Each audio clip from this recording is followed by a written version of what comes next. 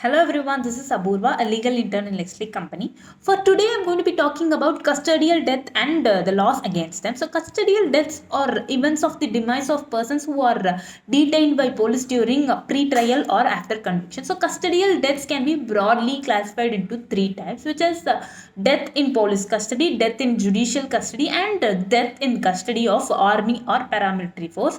Custodial death is widely referred to as death that happens to a person who is under trial or has already been convicted of a crime. So it can be due to natural causes like illness or may also happen due to suicide, infighting among prisoners. But in many instances, it is police brutality and torture that is the reason behind the death.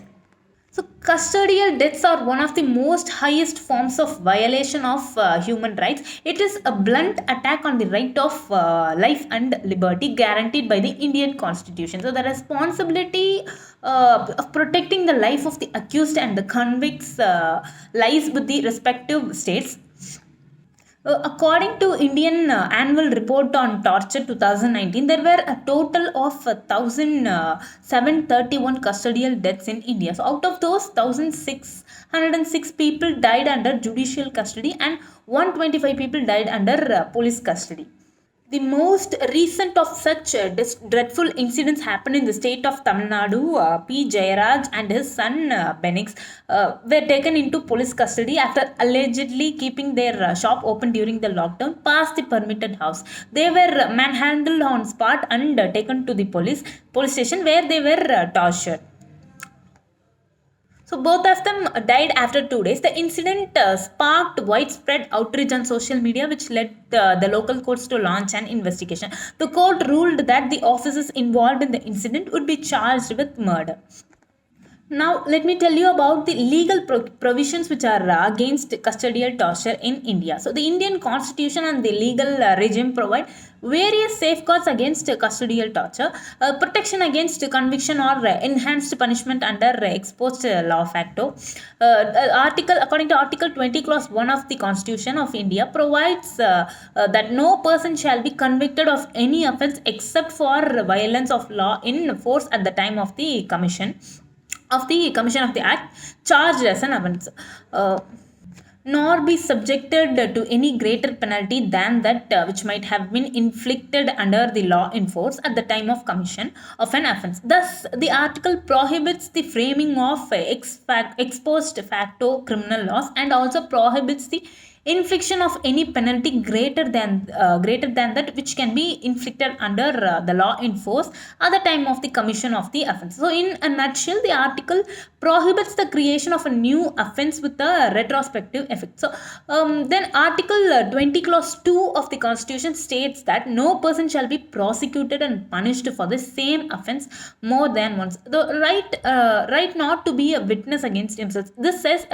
was mentioned in the Article 20, Clause 3 of the Constitution of India, which provides that no accused person will be compelled to be a witness against himself. So, this is a very important as it acts as a safeguard in obtaining evidence from the accused through coercion and torture. So, interestingly, Section 179 of IPC, every person is legally bound to state the truth on any subject to a public servant. So, Section 161 of Code of Criminal Procedure 1973 also enables the police to examine the accused during an investigation. But on the other hand, if any pressure, subtle or crude, mental or physical, direct or indirect, yet substantial, is applied by the police for obtaining information from an accused, it becomes compelled testimony and violates Article 20, Clause C.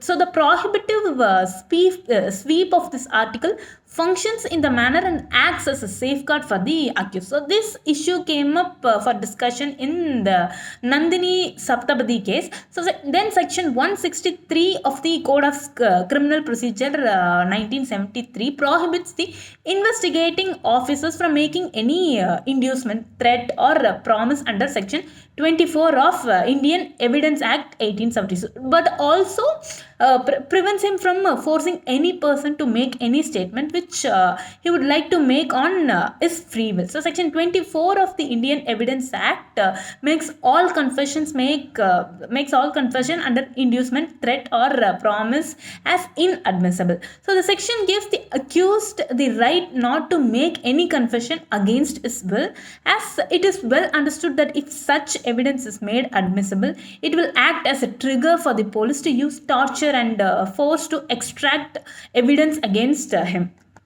So Article 21 of the Constitution of India, which is right to life and right to personal liberty, does not expressly say anything against custodial torture, but its ambit is quite extensive. So this right states that no person shall be deprived of life or personal liberty except according to the procedure established by law. So the right includes constitutional guarantee against torture, assault, or injury, and thus act as a safeguard against custodial torture and violence. So in Menaka Gandhi versus Union of India case 1978, the Supreme Court expanded the scope and ambit of Article 21 of the Constitution, emphasizing that this right is not confined merely to physical existence but also includes the inherent right to live with dignity. Again in Inderjeet versus State of Uttar Pradesh, which was held in 2014, the Supreme Court held that punishment which has an element of torture is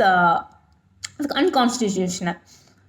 So that's it for today. If you want to know any more information, visit our official website, and please do subscribe this channel, and please be updated with our new videos. Thank you.